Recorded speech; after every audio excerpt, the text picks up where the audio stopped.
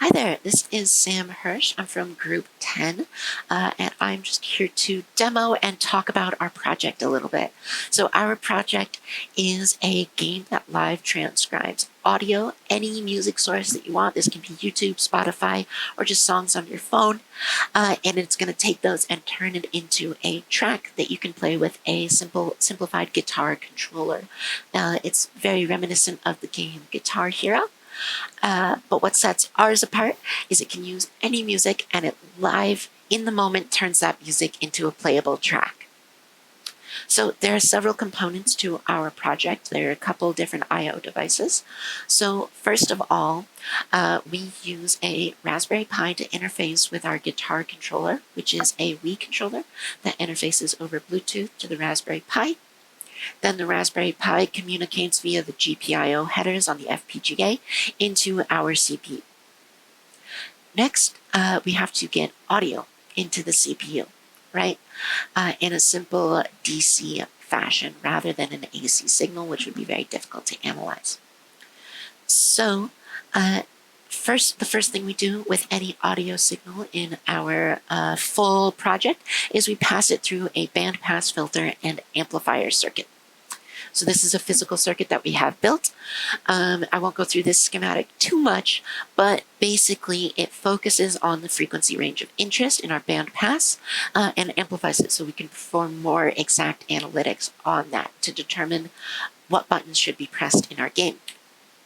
This is a Bode plot of the frequency response of this circuit. As you can see, we focus at around 100 to 1000 hertz, which is about the frequency range of your average 6-string guitar. So this circuit, this filter actually allows us to filter out most of the other instruments from a piece of music. So this includes a keyboard, singing, any other instrument, even percussion gets filtered out, and we only really pay attention to the notes that are currently played on the guitar.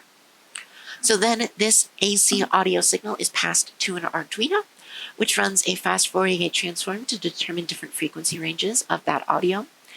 And it splits the frequency ranges and determines if there are active frequencies of a high enough amplitude within different ranges. From this, it can generate a 5-bit word.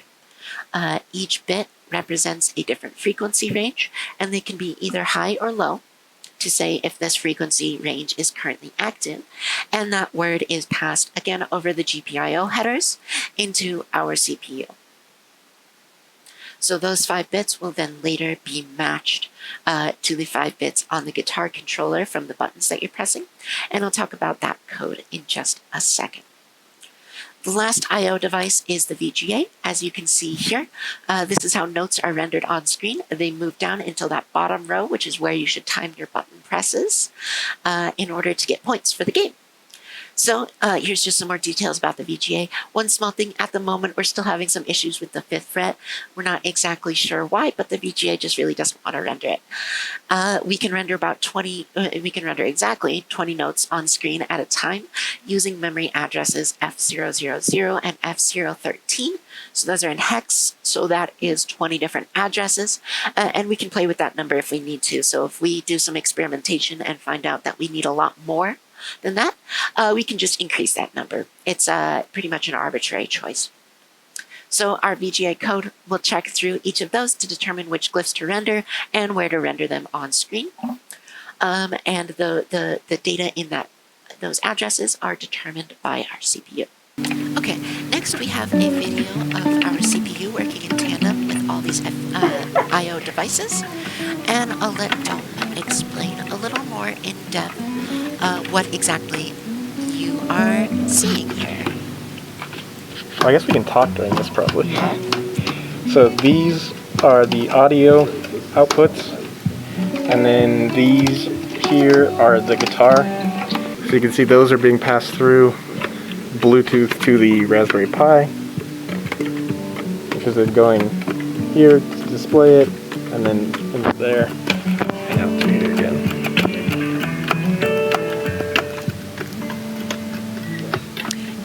So as you can see from this video, those left 5 LEDs are coming through the bandpass filter and amplifier circuit into an Arduino.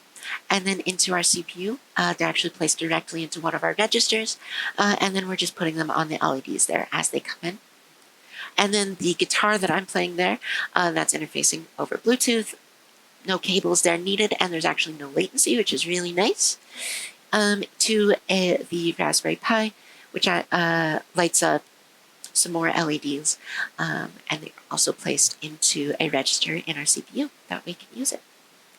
The last area to look at here is our code that drives this whole process. So this is about 250 lines of machine code that gets passed through our custom assembler that turns it into binary code that our CPU processes. So there are three main loops of interest here. There's this note check section. What this does is that it looks at the current notes that are coming from the Arduino, and it checks which ones are active. So it loops through the 5 bits of the word and checks for high bits. If a bit is high, then it creates some new data and puts it into memory saying what note is high and where it should be rendered, which will be just the top of the screen because it's a new note that we're adding. If the note is low, nothing happens. We just skip it and move on to the next. And we keep an active pointer to the next available glyph memory location where we can write for a new note that we want to render on screen. This is all concurrently handled by our VGA code, which is using the other port in our dual port memory to read the data there and render it on screen. Next up, we have this guitar stuff section. This is actually fairly similar. So this will loop through the 5 active buttons that are being pressed on the guitar controller. If a button is active, so that means it's pressed, it's down, and it looks like a 1 in our word, then we're going to loop through the rendered glyphs and check if there is a corresponding glyph in the correct position. We have a little threshold around the if you remember from the VGA video, which I can actually just pull up again really quick, around that bottom row there's a little threshold of about 40 pixels for when you can press the key. And so if there are notes within that threshold, if there's a correct corresponding note within that threshold, you will be awarded a point, and that note is removed to show you pressed it. Great job.